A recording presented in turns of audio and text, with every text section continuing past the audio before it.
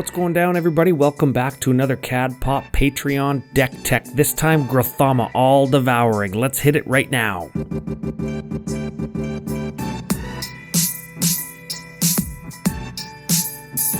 Alright, and we are back for another Patreon Decktech, brought to you by the patrons over at patreon.com/CADPopcast and the fine folks over at FusionGamingOnline.com, your source for all your gaming needs. And this week, all your mono green Stompy Grothama needs. If you're a new sub on YouTube, welcome. Thanks for joining us. If you want to have your deck featured, head on over to the Patreon page. Link will be in the show notes below. Getting a deck teched is one of the benefits, as is the Discord, discounts on my altered art cards, and being part of the altar of the day over at CAD Popcast on Twitter. And don't forget, the CAD Pop deck techs are for three groups of people: the new players, new to the format, new to Commander, new to Magic, looking to build their first deck, looking to understand what the format is about and have some fun. The second group is the intermediate players, maybe players looking to build something new, move outside their comfort zone, or sharpen an edge. That group is what today's deck is for. The third group is the longtime players, the players looking for some amount of nostalgia, maybe to build around a pet card. That's the other group that today's deck is for. We're playing Growthamma. It's a really funky build. It's going to challenge you in ways that maybe you haven't been challenged in yet. It uses cards in unique and interesting ways, and ultimately at its core, it is a deck that's going to draw a ton of cards and beat in old school green Stompy style. So if that's the kind of stuff that you like, you're in luck. It's going to be a lot of fun. And I've played against this deck. It was sent in by patron and friend of the show, Lenny Woolley Broder. He completely destroyed me, and it was a ton of fun. We played in Magic Fest Las Vegas a couple years ago, and he will rue the day that we have our rematch. Let's get into it though. Let's give Grothama a read. And Grothama is a 10/8 worm for green 3.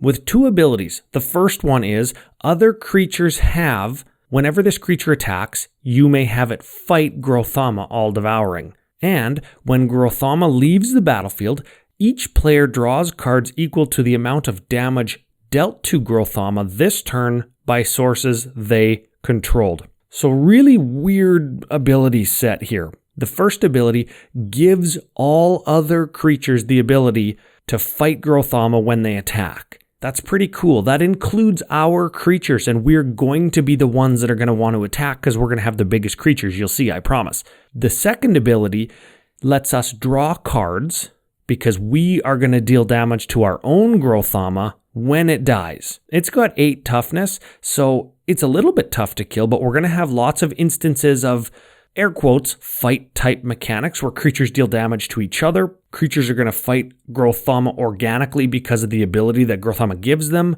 We're going to block. It's going to die. It's going to be a ton of fun. We've got to get some business out of the way first, though. We're going to talk about the ramp. We're going to talk about the card draw. And there's a ton of ramp in here. And Lenny tells me in a big, long write-up for the deck. Big thanks for that, by the way. If you're sending decks in, that really helps. We need lots of ramp because we are playing green, and Grothama kind of only costs 5. Like, that's not a whole ton. But then 7, then 9, then 11. Then, like, it gets out of hand pretty quick. So we're going to need lots of mana. Let's look at what we got. 15 ramp cards, Arbor Elf, Soul Ring, Wild Growth on 1, Nature's Lore, Rampant Growth, and Whispers of the Wilds at the 2 mana slot. And Whisperer of the Wilds is a human shaman 0/2 for 2, taps for a green, but if we have a creature with power 4 or greater, it taps for green instead. So later in the game when we have big creatures or Grothama, it's going to give us a little bit extra green mana. Then at the 3-drop slot, we've got Azusa, Lost But Seeking, which this deck evolved from an Azusa deck, so you know it's going to make lots of mana. Selvala, Heart of the Wilds, which lets us pay green and tap it to get X mana of any colors that we need, where X is the greatest power among creatures we control. Fertile Footsteps, the adventure version of Beanstalk Giant, which is going to turn into a big creature after. Niece's Pilgrimage, and Wayward Swordtooth, gonna let us play an extra land. That's all at the 3-drop slot. At the 4-drop slot, we've got Oracle of Moldiah, that's another extra land giver. Skyshroud Claim, gonna let us search for 2 forests. And Vernal Bloom, that's a mana doubler for all forests. Finally, at the 5-drop slot, we've got a Traverse the Outlands. That's 5 mana, and we search our library for up to X basic land cards, where X is the greatest power among creatures we control, and put those onto the battlefield tapped. If we control Growthamma, remember, it's 5 mana, search for 10 lands, because Growthamma's power is 10. Lots of mana. One of the ways that we're going to spend it is on our card draw category, where we have a Garruk Primal Hunter, which is a planeswalker. You -3 him to draw cards equal to the greatest power among creatures you control. So like 6, 8, 10, whatever it is. Greater good. It's an enchantment. You sack a creature, draw cards equal to the creature's power, then choose and discard 3 cards. We're always going to net cards there. Return of the Wild Speaker, draw cards equal to the greatest power among non-human creatures you control, which probably is going to be 10. Let's be honest, Growthamma's got 10 power for 5 mana. Rishkar's Expertise, same thing, but then you can play a 5-drop, which is excellent. It does have to be from your hand, so you can only get Growthamma if it's in your hand, but still great, free value there. The Great Henge, which I'm sure needs no introduction, but green 7 costs X less, where X is the greatest power among creatures you control. So if you have Growthamma already, it just costs green. You can tap it for green and gain 2 life. So this is another mana producer, and whenever a non-token creature enters a battlefield under your control, you put a +1 counter on it. Great for keeping Growthamma alive and drawing extra cards when it dies, and draw a card. Finally, we've got a Vivien, Champion of the Wilds, a 3 mana Vivien planeswalker, 4 loyalty, with a static ability that says you may cast creature spells as though they had flash. A +1 of until the end of turn, up to 1 target creature gains vigilance. That's great. And a -2 of look at the top 3 cards of your library, exile one of them face down, and put the rest into the bottom of your library in any order. For as long as that card remains exiled, you may look at it and cast it as if it was in your hand, if it's a creature card. Now, we've got 2 tutors. We're gonna lump them in with the card draw section because one of them is great and the other one happens to, well, also be great. The first one is Finale of Devastation. Green X, search your library and or graveyard. So this could find Growthamma if you let it die and then go to your graveyard. Search your library and graveyard for a creature with converted mana cost X or less and put it onto the battlefield. If X is 10 or greater, creatures you control get +X and gain haste until end of turn. So this finding a Growthamma in your graveyard at X equals 10 or greater could just kill somebody because Growthamma is going to get haste, could be getting +11, and you're going to 21 somebody immediately. Finale of Devastation represents our first win con most definitely. And then we've got a Survival of the Fittest, which is an enchantment for 2. You pay green, choose and discard a creature card, search your library for a creature card, put it into your hand.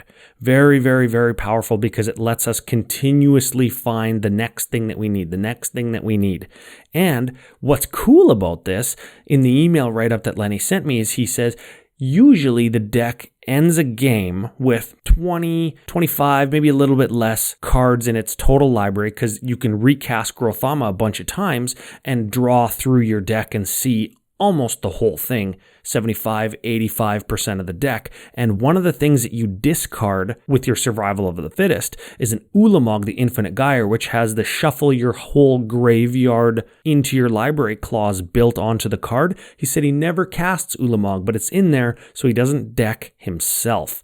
Our other recursion card is an Eternal Witness. Again, you could get your Growthamma back with the Eternal Witness and save yourself the commander tax on it if it's died 3 or 4 times. So I like that include. Speaking of getting Growthamma back and or protection, we do have a protection section. We've got an Asceticism, gives our creatures hexproof and regenerate. Crashing Drawbridge is in this section. I'm not sure what's going on there, but it gives our creatures haste. I didn't see any tap abilities other than one of the little Growthamma tricks that we're going to play. So we're going to have to watch out for that. We've got a Medicine Bag. I actually had to read this card. I didn't even know what it did. This is from Exodus. It's a 3 mana artifact. You can pay 1 and choose and discard a card to regenerate target creature.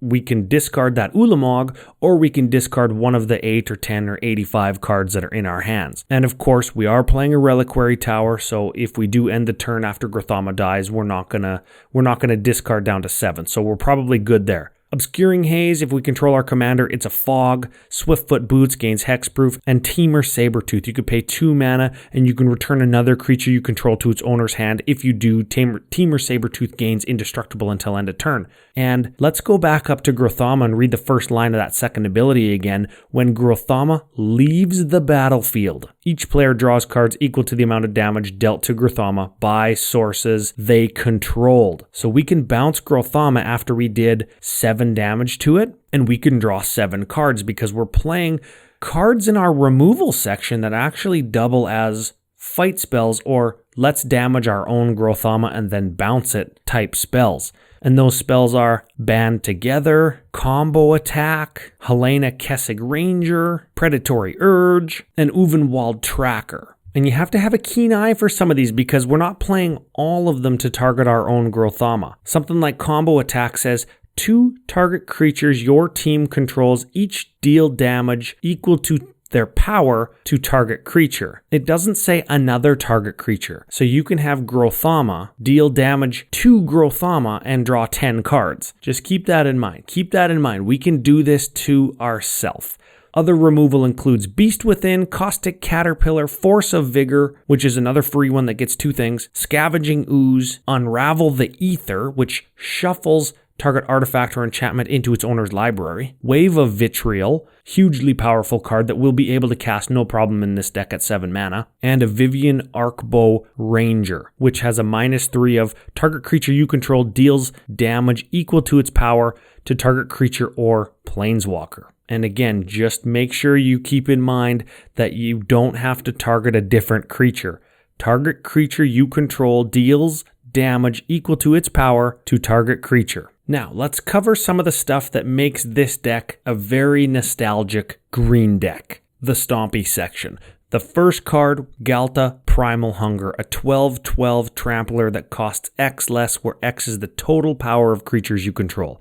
If you have Growthamma, you can cast Ghalta for 2. Goreclaw, Terror of Calcisma, 4/3 for 4. Creatures with power 4 or greater we cast cost 2 less. Whenever Goreclaw attacks, each creature you control with power 4 or greater gets +1/+1 and trample until end of turn. It's going to make all of our big creatures, all 12 of them including Ghalta, better. Kogla, the Titan Ape. 7/6 ape. When it enters the battlefield, it fights up to 2 target creatures you don't control. So we're still kind of on theme there, fighting, even though we can't hit our own Grothama. Whenever Kogla attacks, destroy target artifact or enchantment defending player controls. And finally, green 1, return target human you control to its owner's hand, and Kogla gains indestructible until end of turn. Great way to get that Eternal Witness back into our hand, because it's a human shaman. That's great. Multani, Yavamaya's avatar. Reach, trample, +1 for each land you control, and we can pay 2 and return 2 lands to our hand, and we can put him from our graveyard into our hand. Again, with all the land ramp, we're going to have a huge Multani by mid-game. Nylea, God of the Hunt, a 6/6 for 4, indestructible, devotion, not an issue. Other creatures we control have trample, and we can pay 4, target creature gets +2 until end of turn. Psychosis Crawler, whenever we draw a card, each opponent loses a life, and its power and toughness each equal to the cards in our hand. Again, if we have that turn with Ghalta that we draw 20, this is going to deal 20 and be a 20/20 and probably have trample. Questing Beast, just the ultimate inefficiency. Ronus the Indomitable, another way to pump creatures and give them trample. Sirach the Hunt Caller, a 5/4 for 4, and at the beginning of combat on your turn, if creatures you control have total power 8 or greater, and they will, target creature you control gains haste until end of turn. So you cast that main phase 1 and then you crash in with whoever you want. Uvenwald Hydra, this is a star Hydra with reach 4/6. Power and toughness each equal to the number of lands we control, and when it enters a battlefield, we search our library for a land card and put it onto the battlefield, tapped, then shuffle. So in this deck, 6 mana might be like late early game or early mid game. Have 6 mana, find another one, we're ramping like crazy. And finally, we've got Vigor, a 6/6 trample for 6. If damage would be dealt to another creature we control, prevent that damage and put a +1 counter on that creature for each 1 damage prevented. What's really cool about this is just going to continue to put counters and counters and counters and counters on Growthamma, and it's never going to die until it either gets bounced or exiled or sacrificed to a greater good, and we're going to draw a crazy, crazy amount of cards. That's a really cool include, and I would like to see that go off where Growthamma draws, like 50 cards just because you fight. Really cool stuff. But not as cool as our final category, which is called Growthamma Tricks. The first card of which is a Basilisk Collar. We've got a ton of fighting, so of course we would want equipped creature to have Death Touch, so Growthamma is going to kill everything that fights it, and equipped creature gets lifelink. So if we're getting attacked lots because whoever wants Growthamma dead, because we're drawing all the cards, because we have the most mana to recast Growthamma, we're going to gain a ton of life. Next up is Brood Hatch Nantuko, a 1/1 insect druid for green 1. This card is originally from Onslaught, way back in the day. Whenever Brood March Nantuko has dealt damage, you may put that many green 1/1 insect creature tokens onto the battlefield. So this guy attacks who cares who, fights Growthamma, deals 1 damage to Growthamma. Great, that's going to be another card when we kill Growthamma. But we get 10 1/1 insects. Very cool include. Another very similar card is Druid's Call. It's an enchant creature for green 1. Whenever an enchanted creature is dealt damage, its controller puts that many 1/1 green squirrel creature tokens onto the battlefield. So the fighter or the fightee, if it's Growthamma, we're going to get a bunch of squirrels. Saber Ants, this is a 4-drop 2/3 from Marcadian Masks. Maybe one of the only good cards in the whole set. Whenever this creature is dealt damage, you put that many green insect creature tokens onto the battlefield. So just like Brood March Nantuko and Druid's Call, except this one is a creature with a little bit bigger of a body, a 2/3.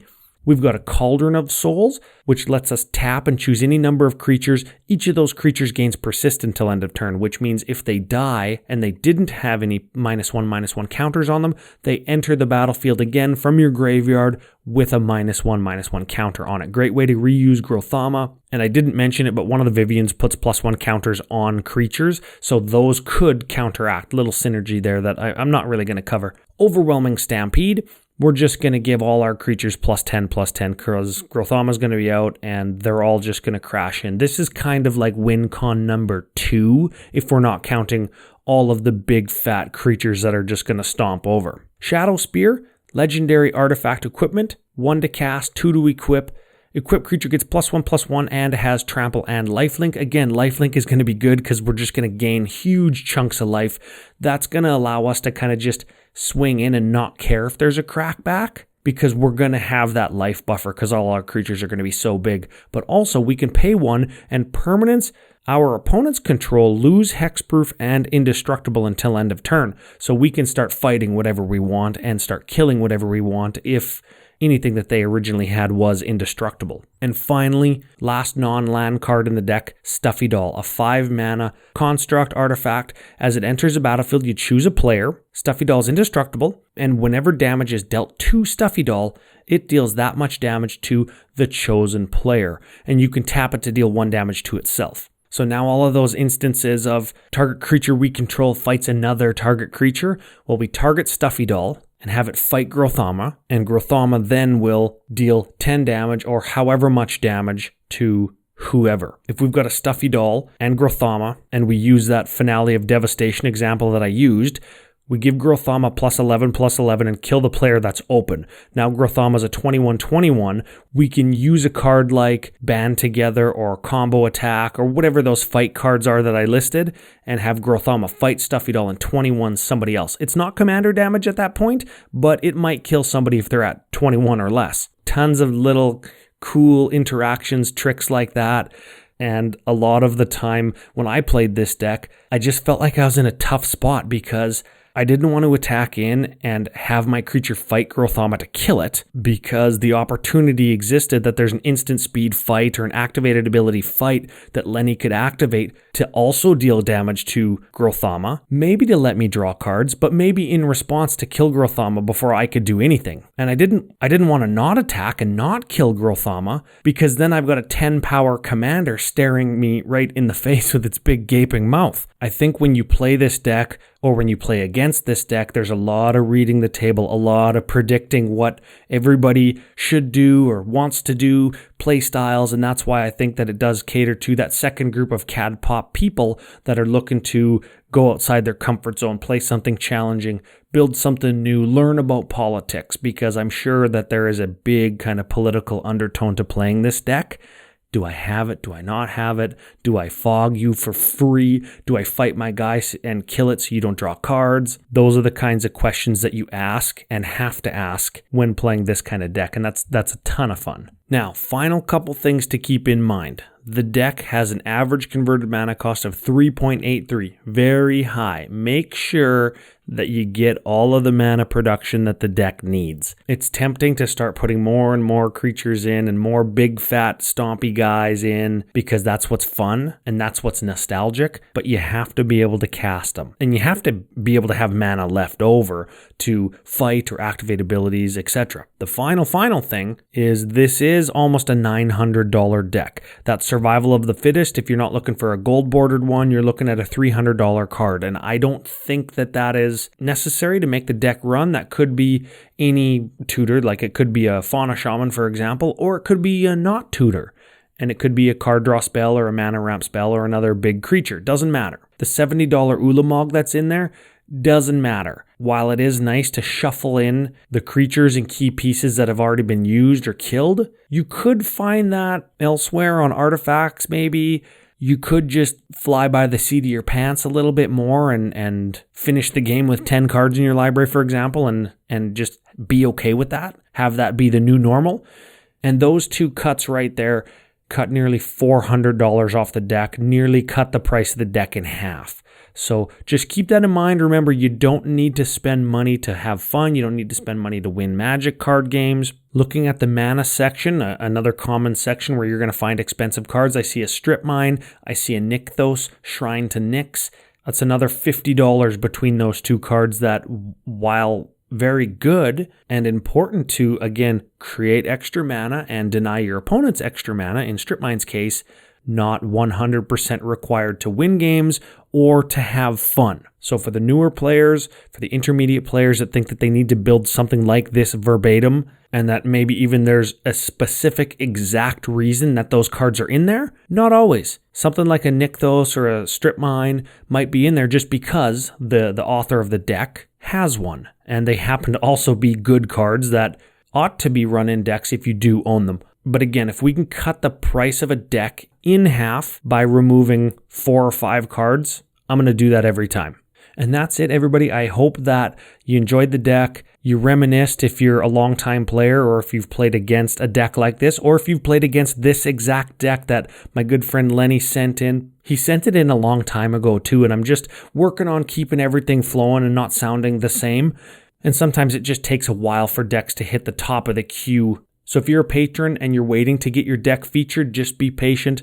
We'll get to them all. Big thank you to all the Patreon supporters over at patreon.com/CADPopcast. That is how you get your deck featured. And of course, big thank you to official sponsors of the show, FusionGamingOnline.com, your source for all your Growthamma and mono green needs. I like working with those guys, and if you're ever over there buying or selling cards, just leave them a note in the comments to the vendor at checkout that Ryan from Commander at Populum sent you. It helps the show out a lot. If you want to discuss the deck, if you want to talk to me or talk to Lenny, we'll have a little discussion about this deck on Twitter, I'm sure, because it's a ton of fun, at CADPopcast there. Hit me up on Facebook, Commander Ad Populum. And if you want to submit a show topic to Commander Ad Populum, the podcast proper, you can shoot me an email to cadpopcast@gmail.com. With that, everybody, I will see you next Wednesday.